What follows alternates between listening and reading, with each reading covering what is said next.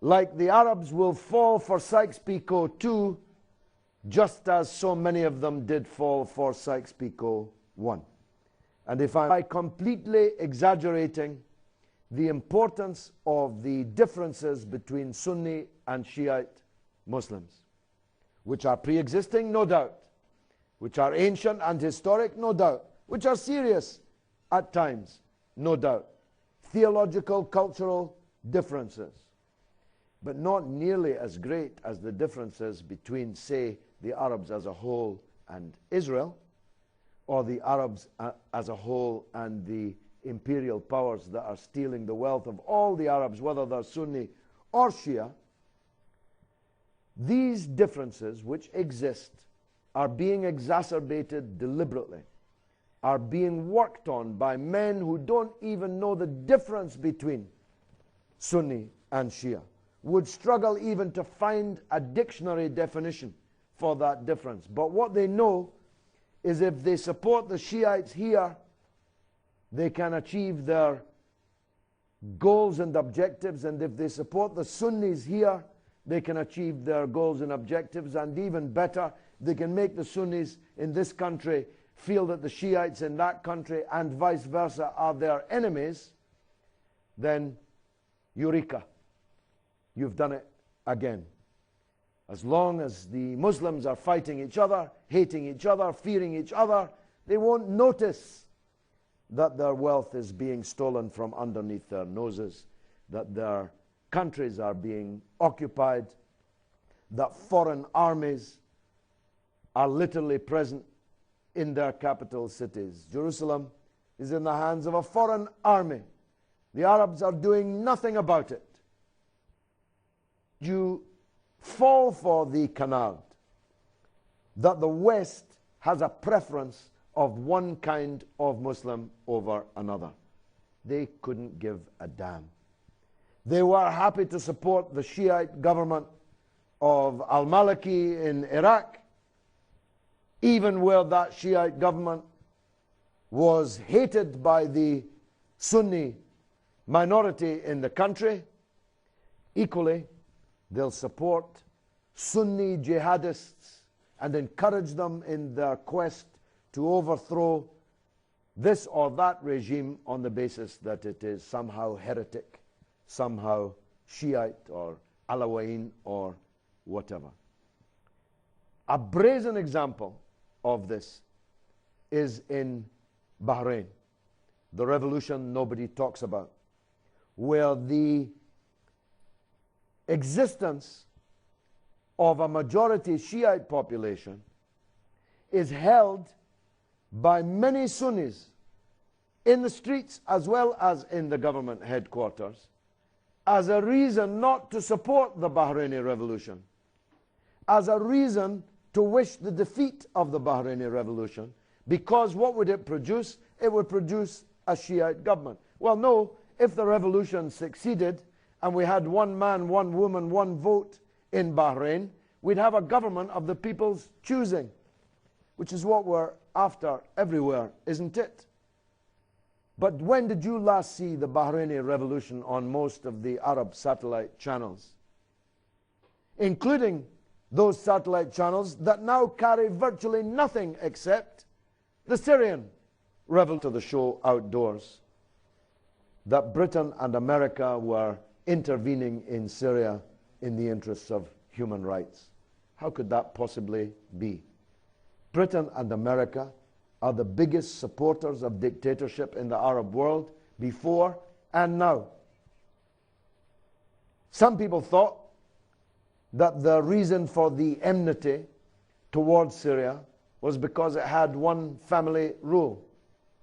Well, every single member of the Kuwaiti cabinet has the same name. Every ruler in the history of Saudi Arabia comes from the same family. So it really can't be that, can it?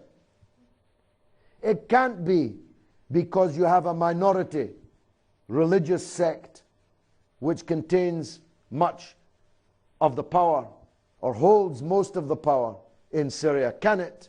Because we are arming the dictatorship in Bahrain, where a tiny minority religious sect holds almost all of the power. It can't be, can it, for any of those reasons. The real reasons are that they want to bring down the Syrian regime because that regime doesn't follow their orders, won't surrender to Israel, won't kick out the Palestinian resistance from Damascus, won't end its relationship with the Lebanese national resistance, which remains the only Arab army ever to defeat Israel in military conflict, a victory which it could not have won but for that strategic alliance that it had with Damascus. They want to bring down the Syrian regime because it didn't play ball on the invasion and in the subsequent occupation of Iraq.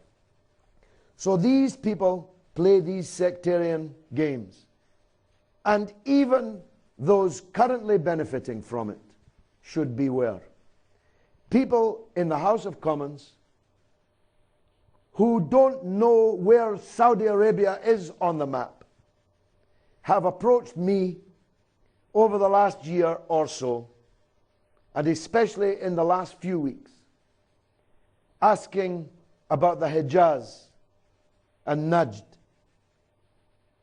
I was astonished. How do they even know these terms? Suddenly they learned these terms. Why? Because already they're thinking, maybe we have to divide what is called Saudi Arabia, and maybe we have to tell the Shiites in the eastern province that actually we might be prepared to support you having your own country because you've got all the oil, and we're not all that interested in Mecca and Medina, believe me. The West is very happy to leave that to the Arabs and the Muslims. What they are interested in is Saudi Arabia's wealth, and if it becomes unstable enough in Saudi Arabia, you will discover a new love in the West for the oppressed Shiites in Saudi Arabia. Trust me on that. It's already beginning to happen. We'll hear about the oppression of the Shiites in the eastern province. We'll hear about the scandal that it is that they should be governed in the way by these Wahhabi fanatics. So nobody is safe from this kind of division. Nobody is safe from this kind of sectarianism. And what will be the result? Instead of 23 Arab countries, we'll have 33 or 43 or 63. We won't have countries at all. We'll have emirates like the one currently visible emerging in Libya after the NATO bombardment and the overthrow of the Gaddafi dictatorship. It would suit them well, because then they could divide and rule the Arabs for another 100 years most securely. Thank you very much. You have to know this. The West has no interest in Islam. The West has no interest in differences in Islam. The West has no differences between, no interest in the situation of Christians in the Middle East. We used to hear it in Lebanon. The West was supporting the Christians in Lebanon. But they're not supporting the Christians in Syria, who are terrified at the possible victory of an Al-Qaeda type insurrection there. They're not supporting the Christians in Palestine, almost all of whom have been given green cards to leave the country and forget it.